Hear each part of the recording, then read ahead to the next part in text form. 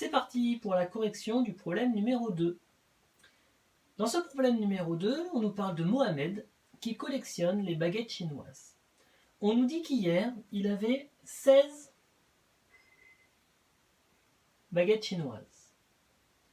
On nous explique que son papa lui donne de nouvelles baguettes et que maintenant, Mohamed, il en a 23. 23 baguettes.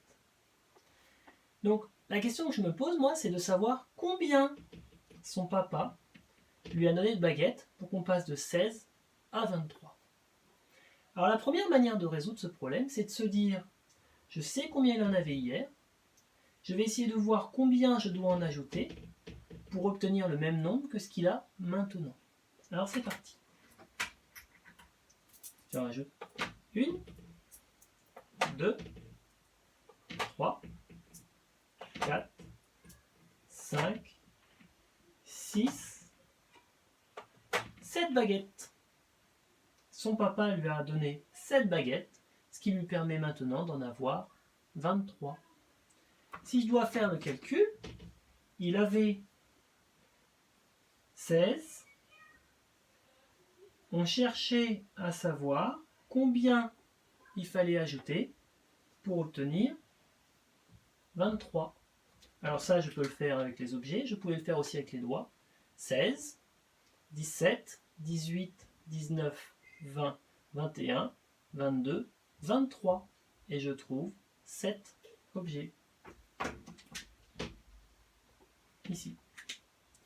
Alors ça, c'est ce qu'on appelle une addition à trous. Alors l'addition à trous, c'est une opération qu'on peut effectuer quand on a des petits nombres. Parce que après, quand on va passer avec des grands nombres, cette opération, elle devient très difficile à faire. Alors moi, je vais vous proposer une autre manière de réfléchir au problème. Je vais enlever mes 7 là. Je vais les enlever. J'en ai plus besoin pour l'instant. Ça, ce sont les 16 qu'il avait hier. Ça, ce sont les 23 qu'il a maintenant.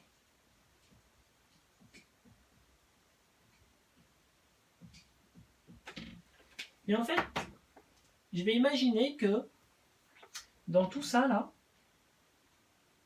il y a une partie de ce qu'il avait hier et il y a une partie de ce que son papa lui a apporté. Donc ça veut dire que dans ces 23, je peux faire deux groupes. Je peux garder les 16 qu'il avait hier. Ici, là, c'est 16. Je vais les prendre. Donc là, je peux faire comme ça. Je vais faire deux groupes. Je vais casser les 23. Ça, ce sont les 16. Les mêmes 16 qu'il avait hier. Et là, au-dessus, ce qui nous reste, c'est ce que son papa lui a apporté en plus. Je reprends ça. Dans les 23 que Mohamed a maintenant, je retrouve les 16 qu'il avait hier, ce sont les mêmes, ils sont là. Et ce qu'il y a en plus,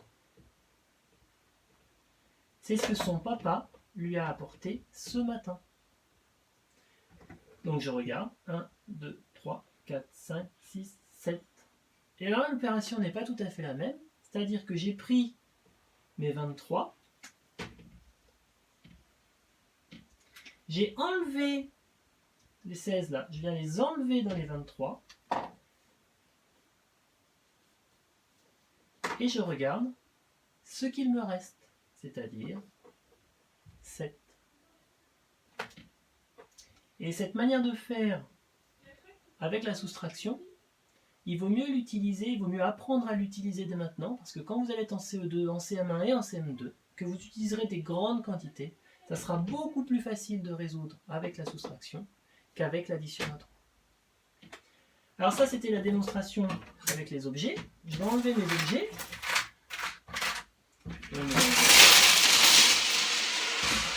Comme ça.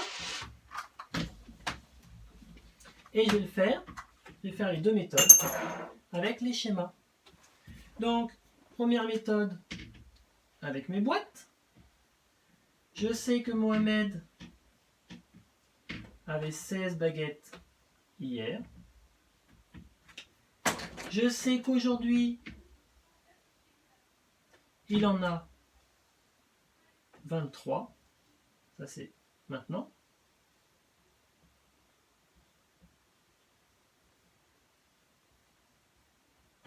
Question. Ici, là, c'est ce que son papa lui a apporté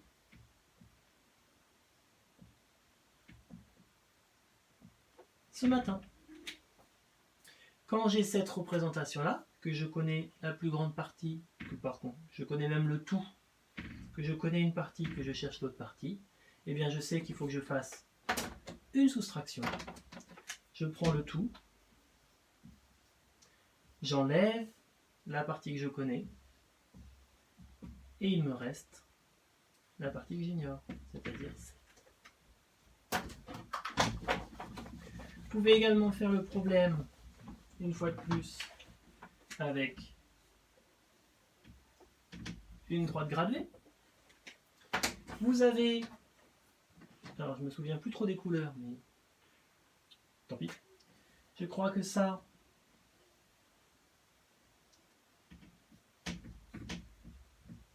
c'est ce que Mohamed avait hier.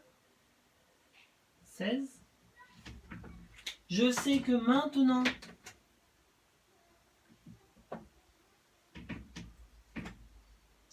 il en a 23.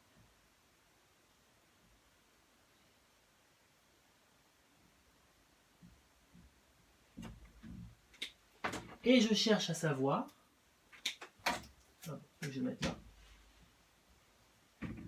je cherche à connaître la différence entre les deux. Alors soit je fais dans ce sens-là et je fais l'addition à trous, soit je fais dans l'autre sens, j'enlève les 16 pour faire